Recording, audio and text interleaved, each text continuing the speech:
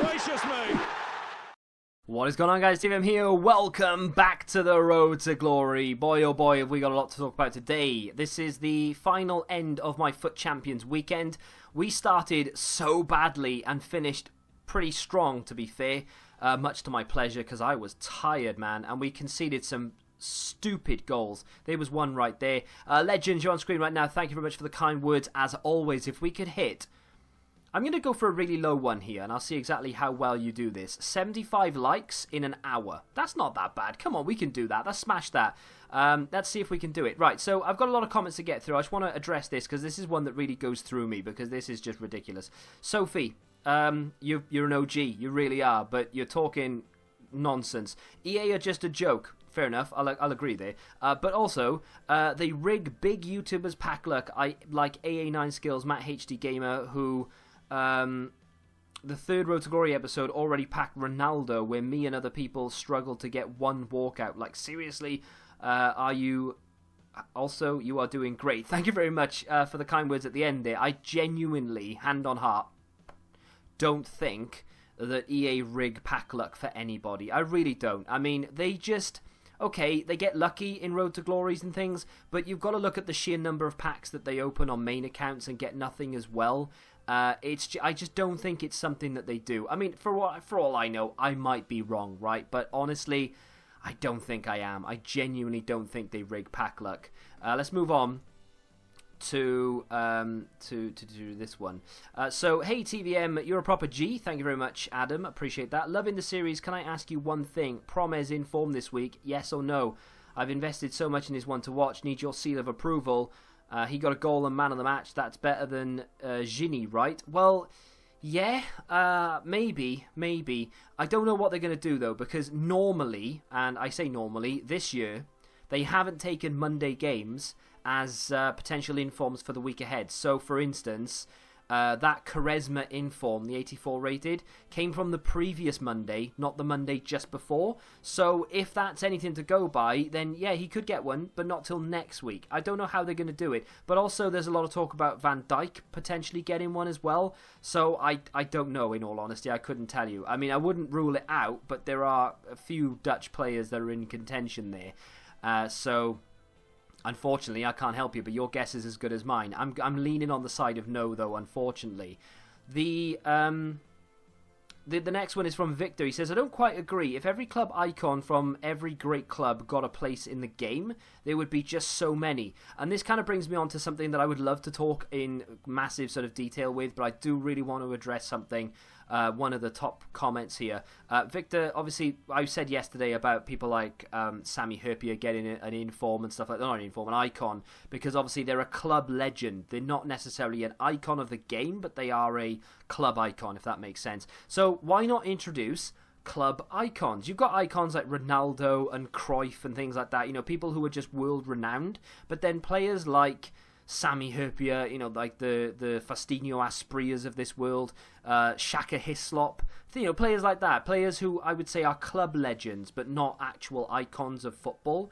Why not make club icons? Or club legends, we can call them. So for instance, David James, Liverpool goalkeeper, through the 90s, was never great. In fact, his nickname was Calamity James because he was just awful. But say they gave him an 84 rated card. Maybe that's being generous, I don't know. But say they gave him an 84 rated card and they only gave one and they put them in the game. They're far more common than your sort of base player.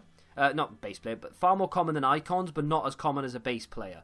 So they'll have some value to them, but they'll only be about, you know, whereas an 84 rated goalkeeper from the Prem is what, 5k coins. David James, who would be obviously in his own little bracket, they get a soft link to icons, they get hard links to each other, and obviously nations count there as well. Maybe they would go for, say, 25, 30k, because they would be a little bit rarer, but not quite that rare. And don't introduce hundreds of them, just one dotted around the place for each team, or not each team, but like one for certain teams, and over years they can introduce more.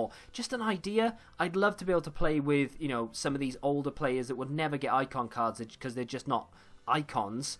But, you know, just an idea. I'd love to see that personally. Anyway, this comment, though, I want to talk about that I've not clipped because it's right at the top here. It comes from Oliver, and I'll try and keep this as short as possible without sounding too bitchy. It says, hey TVM, I'm sorry, but you're not an elite player. Ugh. This year. Finishing gold is absolutely fine, and as you're hitting gold 3 consistently, it just means you're a gold 3 player this year. Just accept it and move on from there. And whereas I 100% to a certain degree agree with you that I'm not an elite player this year, Oliver, I happen to disagree in other parts as well. I'm not a gold 3 player this year, because if you look back at all of my, and there's nothing wrong with that, by the way, there's nothing wrong with being a silver 1, gold 3, bronze 1, as long as you're having fun with the game, genuinely that's all that matters. But if you look back at every single weekend league finish, I have had games on games left, and it's just a case of either time management or poor time management, or I've hit gold 3 and I've gone, do you know what, I'm alright with it this year, or this week rather. There was a week I think I hit gold 3 and I had 10 games left, and I think I ran out of time that week. It wasn't a case of me not wanting to play, but I just ran out of time.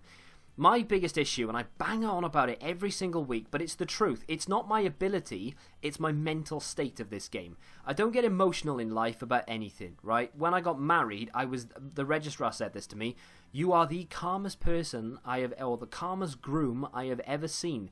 Like, it just didn't faze me, and that's not me trying to show off or anything. I just don't get nervous, nothing really phases me, right? I always think, well, I could be dead tomorrow, so who cares? So I never get embarrassed in situations. I never worry about things. If I've got a bill that I've not paid and they're like, we're going to take you to court, I've had that a few times in my life. It doesn't, okay, I'm going to think about it and think, right, how can I solve this? But I don't sit there and go, oh my God, what am I going to do? What am I going to do? I don't panic about things, because who cares? FIFA is the only thing that riles me up. I get so annoyed, and I'm so glad that 360 controllers are built better than Xbox One controllers, because if I used an Xbox One controller, it would be in bits. My 360 controller is brilliant. I can smash that to pieces, and it still works, and I love it, because I rage so much in this game. And it's because I'm that emotionally attached to it, I guess. I find it very, very difficult to play a game and not rage. Even if a pass goes wayward, I'll get really annoyed, and I get sort of mentally fatigued when playing this game. I dread going into weekend league every week. Can't stand it. I don't want it to come around ever. And when Friday does come around, I'm thinking, oh God, I've got to play my games. And that's sometimes that's why I don't finish my games. It's not that I ran out of time necessarily. It's that I've put off playing for so long that I run out of time, and that's what it is. So I do run out of time, but it's my own fault that I run out of time, if that makes sense. Some of these games I was winning, by the way, I definitely didn't deserve to win. Now, that's not me saying, by the way, Oliver, that I am definitely an elite player, because I know I'm not, and that's fine, because my main aim of this Road to Glory isn't necessarily to say, hey, I want to improve at the game, and I want to finish elite consistently. Don't care about that. Makes no difference to me whether I finish Gold 3 consistently or Elite 3, as you were saying. But I want to have fun with the game, so I want players I enjoy using. If I'm not enjoying a player, but he's meta, I don't care, I'm going to get rid of him. If Steven Gerrard, Jari Litmanen, and Frank Lampard is the midfield that I want, it's not meta, it's very poor stamina-wise, it's not the best. But hey, if I'm having fun, that's what I want to do. And I think that's the direction I'm going to take it in. I'm still going to try and be as competitive as I can, and I'm still going to try and win every single game that I play. And I will without doubt get emotional when I play this game, because I will. It's just one of those things. And no amount of chill, bro, it's just a game will fix that. You know that full well. If you rage at FIFA, it doesn't matter if someone says, it's just a game, calm down. Don't worry about it. You can't just go, oh yeah, you're right, I'll calm down. It doesn't make that even winds me up even more, if I'm honest. If someone says, chill, it's just a game. To most people, this is just a game, and it is a hobby, and it's still frustrating, but it's still a hobby. To me, this is actually like my job, and to not be good at your job is very frustrating. So as much as I just waffled on for about 5 minutes talking utter nonsense, the long and short of it is, Shaqiri is an amazing player, and we won that game thanks to him. The long and short of it is, I am a Gold 1 player. Hand on heart, I know I am, right? This year, Gold 1, easy, right? As you can see, I've got 8 games left there. Will I get Gold 1? Probably not, because we had such a bad start, and that's on me. I would easily get Gold 2, and I'd maybe a 1 win, possibly 2, probably 1 though, away from Gold 1. And that was down to the really bad start that I had. And everybody has that, and that's fine. I gave up there though. I was like, do you know what? I'm done. And that's, okay, I'm not pushing enough. Maybe I should have played. I got 8 games left, and I should have played more.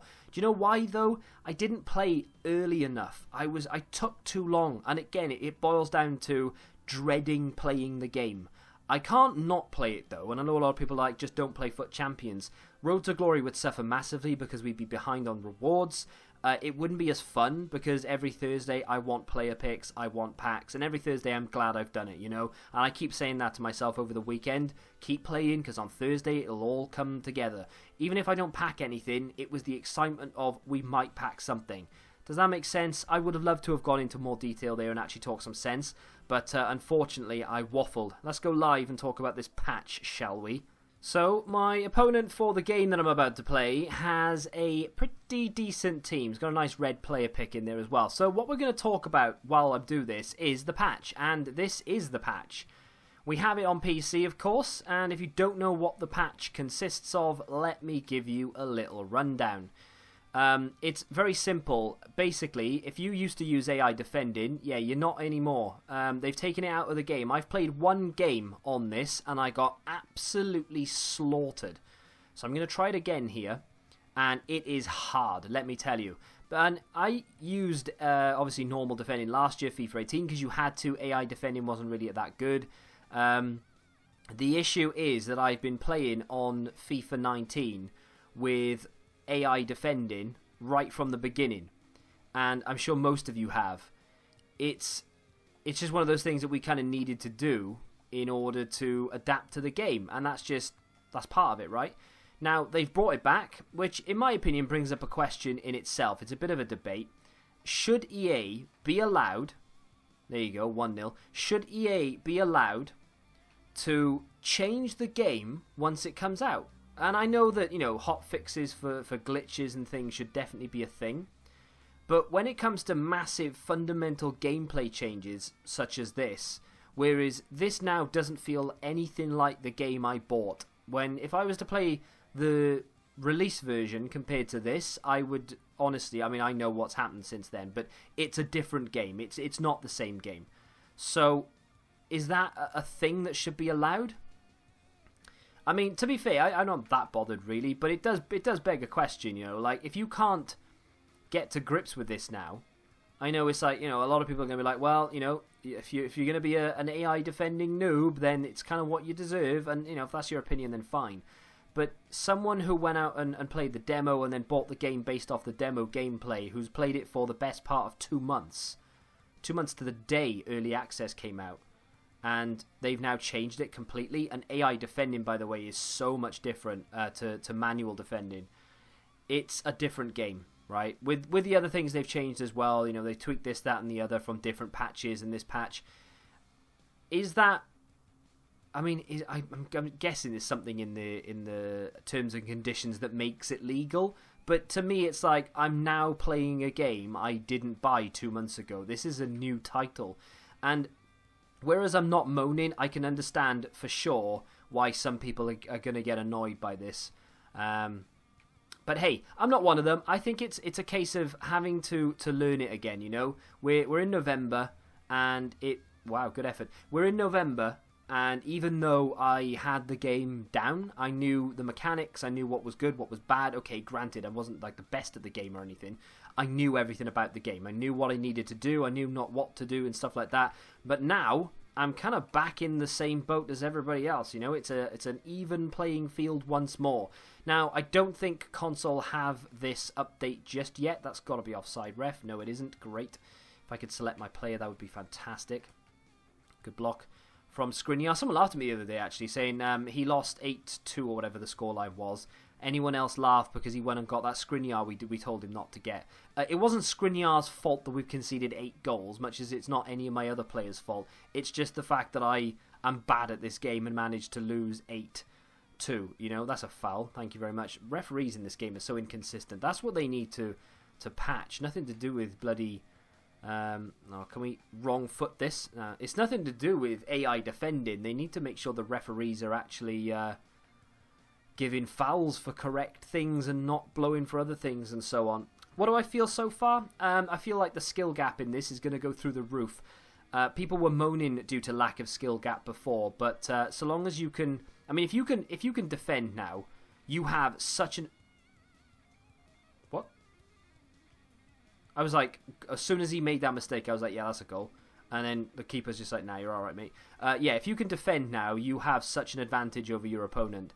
Well, I say that. If they can defend as well, it's a case of how many time finesse shots can you score versus however many I can score. But look, you can't...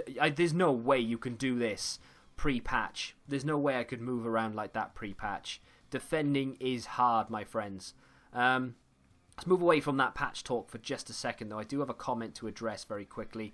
And it comes from the Jewbacker, who says... I'm not going to read it entirely because I am trying to concentrate. But do I think it's a good idea to take untradables this week from rewards, that is, because of the sheer amount of Black Friday SBCs that are likely to come out from EA?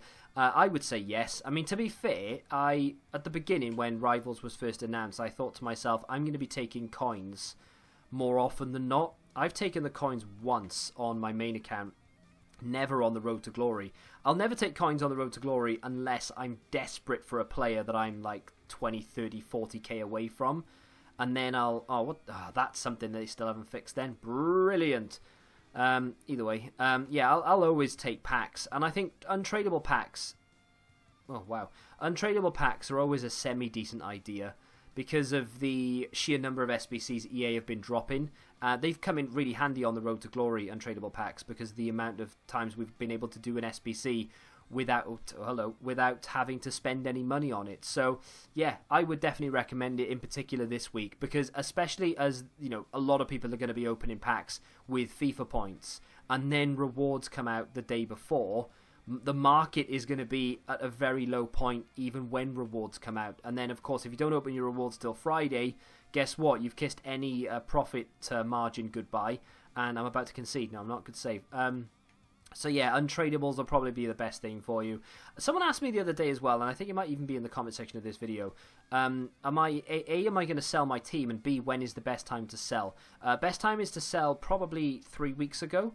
And no, I'm not going to sell my team because, and I've said it before, I want to have fun. I don't want to have to grind the next couple of weeks with a substandard side. I mean, I already struggle with this game anyway. There's no way I want to... Oh, okay, I should have passed it. I don't want to struggle with a substandard side going through the next few weeks waiting for players to bounce back. And that was the second part of the question. Do I think players will bounce back? And I see a lot of people going, oh, keep hold of your high-rated players, blah, blah, blah, because they will bounce back.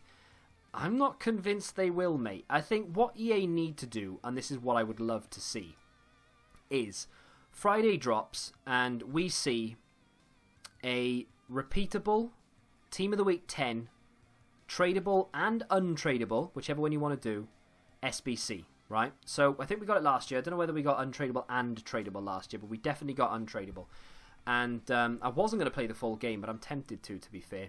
At least I would have played the rest of the game. We took kickoff. He scored straight away from kickoff, and then the game disconnected and I got a loss. Brilliant. But doesn't matter. The long and short of it is, AI defending is gone, and this new defending is going to be difficult, let's be honest with you. I've actually lost 2 games since playing, technically now anyway. I lost the one because I just got outplayed. He absolutely battered me. I think I literally lost like 8 goals to 2 or something. He had an insane side, to be fair, but still. And then I just lost to that guy who probably would have come back to beat me anyway, but disconnected when I was 2-1 up and I got the loss. So I'm technically 0-2 on this new patch. I dread to think what my weekend league record is going to be like. I'm going to struggle. I genuinely can't see me beating many people. With that being said, we do have a new foot swap player. We might as well go and grab that while we can. And I can continue my discussion about the SBCs I think they should release. So we've already said Team of the Week 10, tradable and untradable. The whole point of that, by the way, is so that it regulates the market somewhat and it keeps it afloat. So what happens is they release so many packs during Black Friday that the market will start tanking and everything's going to get dumped and there's going to be... basically, everything's just going to crash, right? And that's the whole market crash thing. If they release I'll get him in there as well, just in case. If they decide to release a repeatable Team of the Week 10 SBC, then it gives people a reason to open packs. I don't need a rating here, so that might not be necessary.